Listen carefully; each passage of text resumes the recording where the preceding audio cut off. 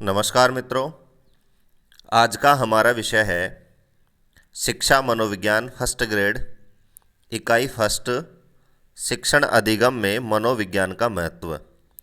और प्रथम इकाई का ये लास्ट पार्ट यानी हमारा चौथा पार्ट है विद्यालय प्रभावशीलता। तो जैसा हमने देखा कि जो हमारी पहली इकाई है 6 इकाइयों में से, और उस पहली इकाई को 4 भागों में बांट रखा है और चारों भागों में हमने देखा कि मनोविज्ञान का इन चारों क्षेत्रों में क्या योगदान है। सबसे पहले हमने देखा अधिगमकर्ता के लिए मनोविज्ञान का महत्व, उसके आगे हमने देखा शिक्षक के लिए मनोविज्ञान का महत्व, उसके बाद में हमने देखा शिक्षण अधिगम प्रक्रिया में मनोविज्ञान का महत्व। ऐसे ही पहली इकाई का चौथा जो बिंदु है विद्यालय प्रभावशीलता, इसमें मनोविज्ञान का क्या महत्व है वो इस बिंदु में आज हम चर्चा करेंगे। और इसी के साथ हमारी ये जो पहली इकाई है ये पूरी हो जाएगी। तो उसके बाद हमारी 5 यूनिट बचेंगी। तो सबसे पहले हम देखते हैं विद्यालय प्रभावशीलता के बारे में 2 आयोगों के कुछ विचार हैं और ये पूछे जा सकने वाले विचार हैं। तो सबसे पहले है मुदालियर आयोग। तो मुदालियर आयोग ने विद्यालय प्रभावशीलता के बारे में क्या कहा है, तो देखते हैं कि भारत में विद्यालयों को ऐसा सौंदर्य प्रदान करना चाहिए जहां छात्रों को प्रेरणादायक वातावरण उपलब्ध हो सके। तो मुदालियर आयोग का कहना है कि विद्यालयों को ऐसा सौंदर्य यानी वातावरण प्रदान करना चाहिए जहां जो छात्र हैं, जो पढ़ने वाले जो विद्यार्थी हैं, उनको प्रेरणादायक वातावरण उपलब्ध हो सके। इसे ही हम विद्यालय प्रभावशीलता कह सकते हैं कि वो ही विद्यालय प्रभावशाली होगा जो ऐसा सौंदर्य प्रदान करे जिससे छात्रों को प्रेरणादायक वातावरण उपलब्ध हो सके।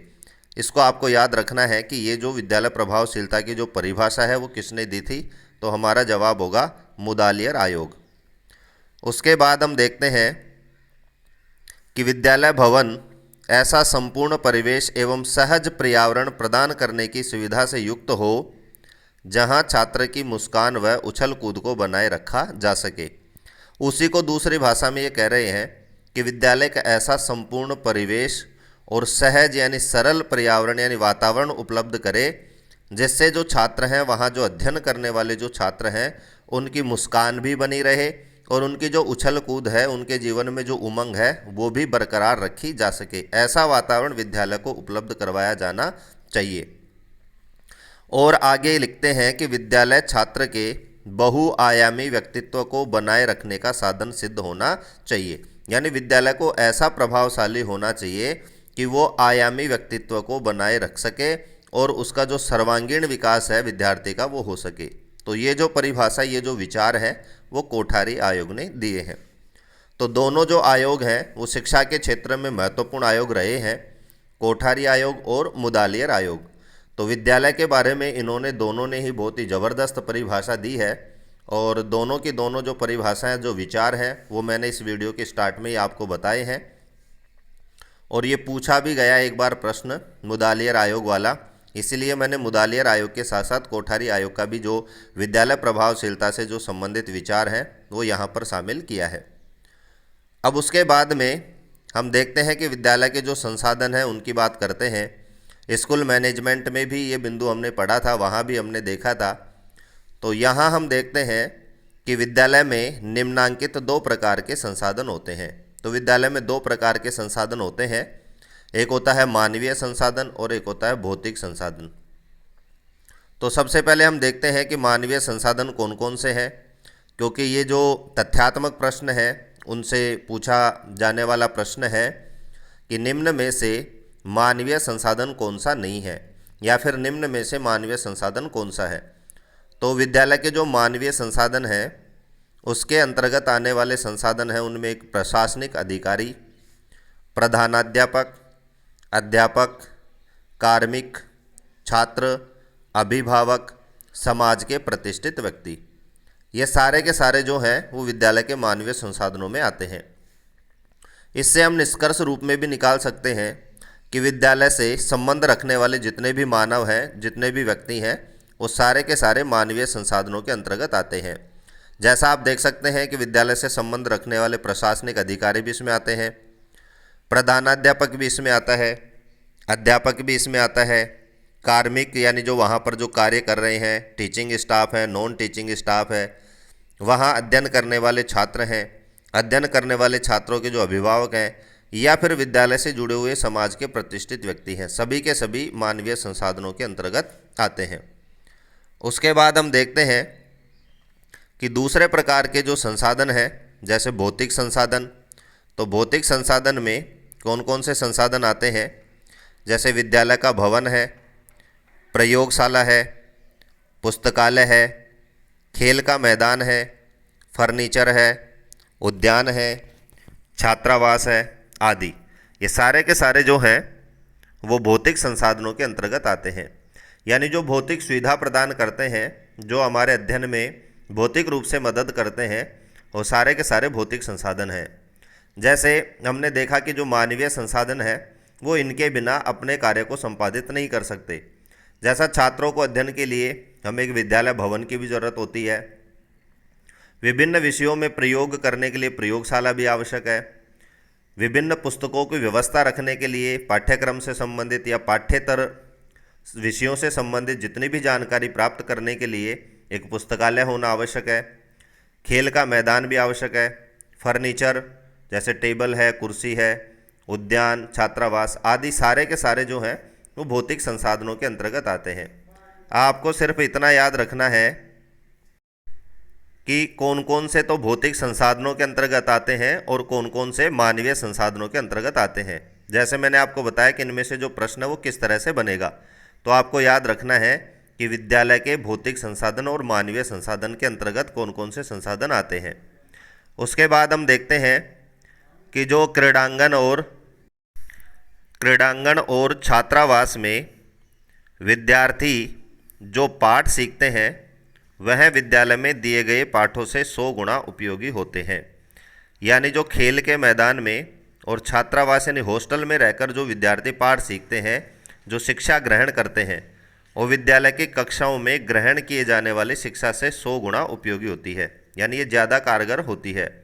तो इसी तरह से चाहे खेल का मैदान हो और छात्रावास हो, दोनों ही जगह विद्यार्थी जो सीखते हैं वो विद्यालय में सीखे गए पाठों से 100 गुना उपयोगी हैं। और आप ये देख भी सकते हैं कि एक तो जो छात्र हॉस्टल में रहता है और एक जो बिना हॉस्टल में रहता है, दोनों में बहुत ही फ़र्क होता है। हॉस्टल में रहकर पढ़ने वाला जो छात्र है उसका विकास विद्यालय में पढ़ने वाले छात्र के विकास से बहुत ही अधिक ज़्यादा होता है और कई गुना उसमें विकास आपको देखने को मिल सकता है। तो ये दोनों के दोनों है, क्रीड़ांगन और छात्रावास, ये भौतिक संसाधनों के अंतर्गत आते हैं।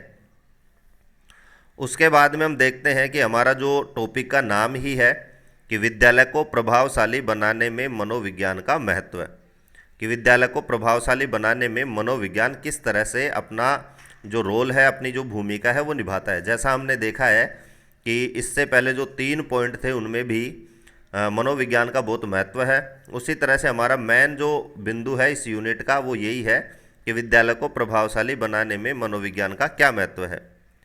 तो सबसे पहले हम देखते हैं कि विद्यालयी वातावरण को भौतिक खतरों से दूर रखने में सहायक, यानी जो भौतिक संसाधन है उससे संबंधित जो खतरे हैं उनसे कैसे दूर रखा जा सके विद्यालय को, ये सारी की सारी जो सुविधा प्रदान करता है, जो जानकारी प्रदान करता है, जो हमें मार्गदर्शन प्रदान करता है, वो मनोविज्ञान ही करता है।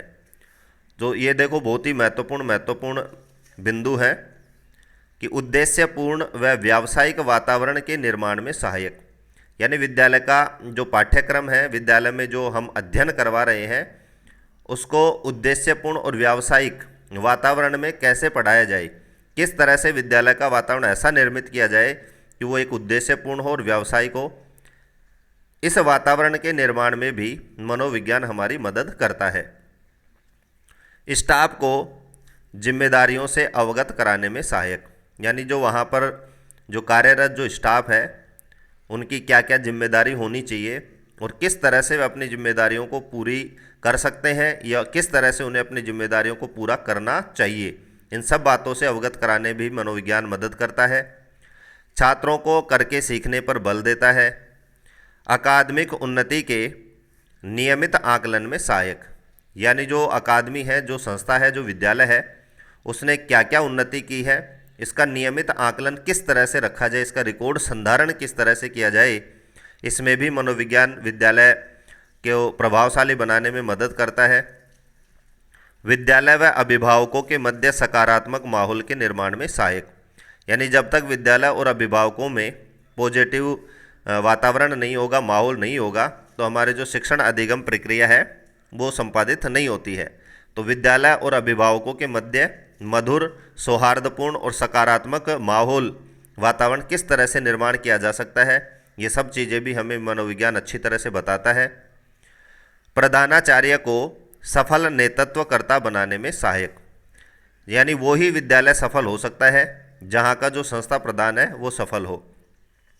तो संस्था प्रधान का नेतृत्व किस तरह से सफल हो, प्रभावी हो, ये सब चीज़ें भी हमें मनोविज्ञान बताने में बहुत ही कारगर सिद्ध होता है।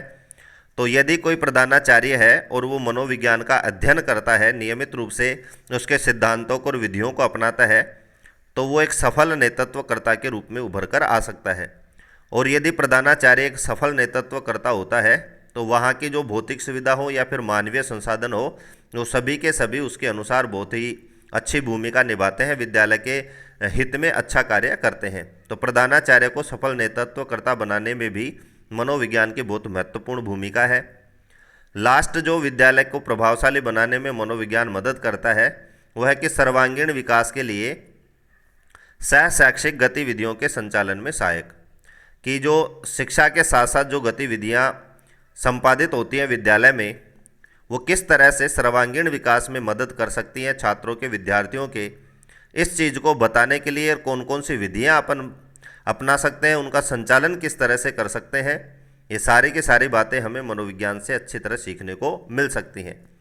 तो इसीलिए हमें चाहे कोई सा भी एग्ज़ाम हो, चाहे वो 3rd ग्रेड हो, चाहे 2nd ग्रेड हो, चाहे 1st ग्रेड हो, या फिर विद्यालय प्रबंधन हो, उसमें मनोविज्ञान का अध्ययन अवश्य करवाया जाता है।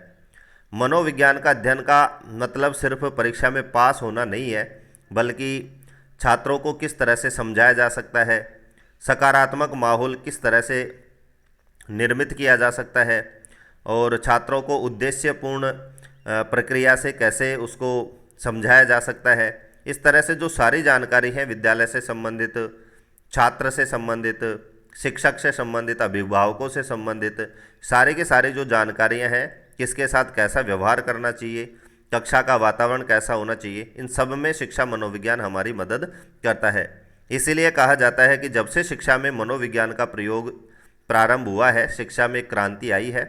तो इस तरह से इसीलिए हमें शिक्षा मनोविज्ञान पढ़ाया जाता है।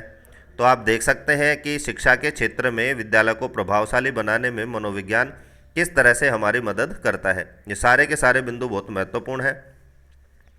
अब हम देखते हैं कि प्रभावशाली विद्यालय की क्या क्या विशेषताएं हैं, यानी जो चीज़ हमने अभी देखा कि मनोविज्ञान किस तरह से मदद करता है, वही चीज़ें यहाँ पर हैं कि प्रभावशाली विद्यालय की वो विशेषता है जो मनोविज्ञान में हमें पढ़ा है। जैसे वातावरण भौतिक खतरों से दूर, यानी जो विद्यालय भौतिक खतरों से दूर रहता है, जिसका वातावरण, वो प्रभावशाली विद्यालय कहलाएगा।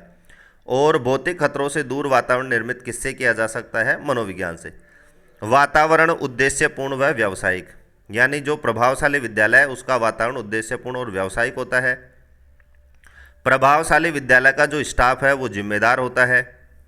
छात्र करके सीखने पर बल देते हैं। इसको हम दोनों तरह से ही देख सकते हैं कि स्टाफ को जिम्मेदार बनाने में मदद करती है साइकोलॉजी, और जहाँ का स्टाफ जिम्मेदार होता है वो विद्यालय कहलाएगा प्रभावशाली विद्यालय। और हमारी यूनिट का भी नाम है विद्यालय प्रभावशीलता। अकादमिक उन्नति का नियमित आकलन जहाँ होता है वो विद्यालय प्रभावशाली विद्यालय कहलाता है। विद्यालय व अभिभावकों के मध्य जहाँ सकारात्मक माहौल होता है वो विद्यालय प्रभावशाली विद्यालय के अंतर्गत आता है। प्रधानाचार्य का सफल नेतृत्व जहाँ होता है वो विद्यालय प्रभावशाली विद्यालय कहलाता है। छात्रों का सर्वांगीण विकास हो, उसके साथ साथ छात्रों के सर्वांगीण विकास के लिए सह शैक्षिक गतिविधियों का जहाँ पर समय समय पर आयोजन होता है वो भी एक प्रभावशाली विद्यालय है। जहाँ पर बच्चे खुश रह कर के सुरक्षित और बेहतर सीखते हैं वो भी प्रभावशाली विद्यालय कहलाता है। तो इस तरह से आप देख सकते हैं कि जहाँ पर ये सुविधाएं होती हैं जो हमने लास्ट यूनिट में पॉइंट में पढ़ी हैं, वो सारे के सारे यदि जहाँ पर उपलब्ध हैं, जहाँ ऐसा माहौल है, वो प्रभावशाली विद्यालय कहलाता है। और इस तरह का माहौल बनाने में कौन मदद करता है? शिक्षा मनोविज्ञान। तो इसी के साथ हमारी जो आज की यूनिट है, फर्स्ट यूनिट का जो चौथा पॉइंट है, लास्ट पॉइंट है, वो पूरा होता है। आपको वीडियो कैसा लगा आप कमेंट करके अवश्य बताएं। इसके बाद हमारे सिर्फ 5 यूनिट बाकी हैं, तो हम first grade first paper history के साथ साथ बीच बीच में इस तरह से यदि मनोविज्ञान पढ़ेंगे तो हमारे जो दोनों पाठ्यक्रम हैं वो समय पर पूर्ण होंगे। वीडियो को अंत तक देखने के लिए धन्यवाद।